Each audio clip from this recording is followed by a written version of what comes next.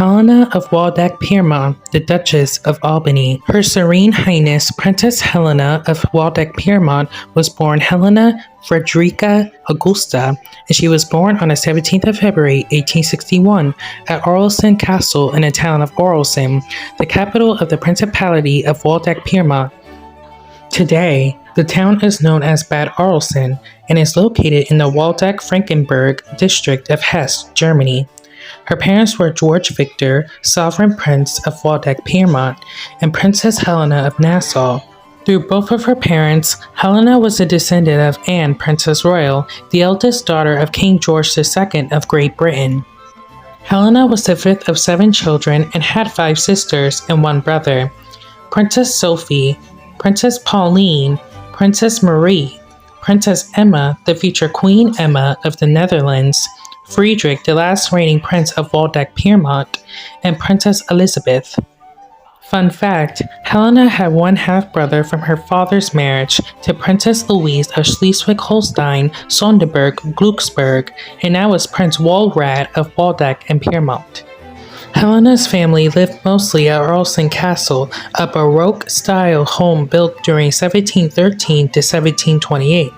The Scottish philosopher, historian, and writer Thomas Carlyle was a great friend of Helena's mother and a frequent visitor to Arleston Castle. Carlyle described life at Arleston Castle as a, quote, pumpernickel court, end quote. Helena had a Lutheran education from a very liberal-minded pastor. In 1881, Helena first met her future husband, Queen Victoria's youngest son, Prince Leopold, Duke of Albany, and Darmstadt, Grand Duchy of Hessen by Rhine, now in the German state of Hesse, where Leopold was staying with Ludwig IV, Grand Duke of Hessen by Rhine, who was the widower of Leopold's sister Alice. Leopold was the only son of Queen Victoria to suffer from hemophilia. He saw marriage as a way to become independent from Queen Victoria, his overbearing mother. Besides having hemophilia, Leopold also had mild epilepsy. Although hemophilia had more serious consequences, it was a disease that was not completely understood at the time, and it was Leopold's epilepsy that caused him problems while seeking a bride. Epilepsy was considered a social stigma at the time, and many families hid away their epileptic relatives. After Leopold was rejected by several potential royal brides, Queen Victoria and her eldest daughter Victoria stepped in and made arrangements for Leopold and Helena to meet. The couple became engaged on the 17th of November, 1881.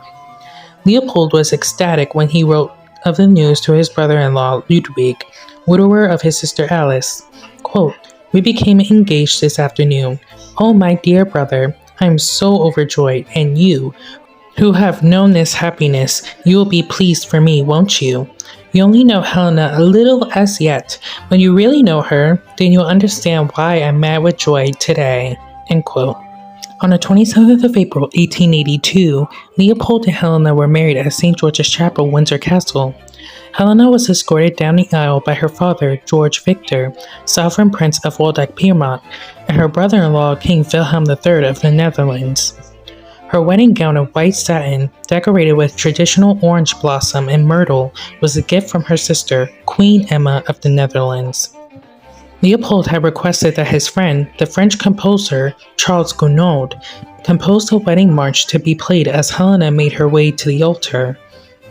Leopold and Helena had 2 children, Princess Alice of Albany and Prince Charles Edward, Duke of Albany, and later the last reigning Duke of Saxe-Coburg and Gotha.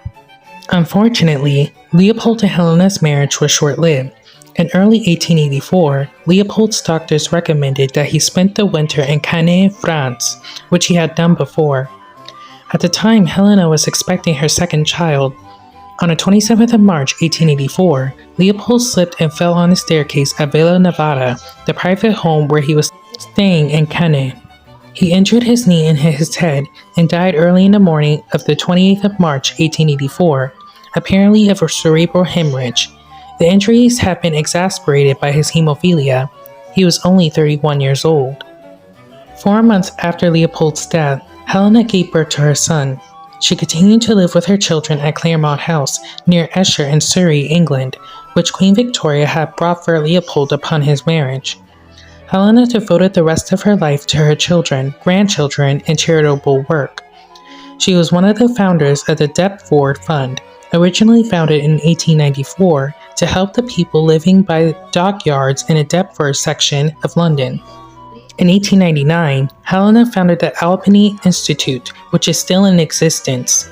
Its website says, quote, "The Albany is a center for the community that has been responding to the needs of the people of Deptford for over 100 years." End quote.